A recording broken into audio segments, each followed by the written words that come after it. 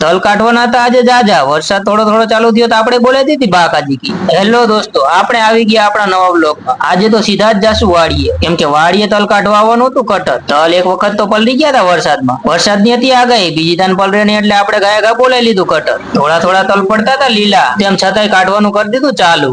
શાબાશ બેટા। તલ કાઢવાના હતા આજે જાજા, વરસાદ થોડો થોડો ચાલુ થયો તો આપણે બોલાવી દીધી બાકાજી કી।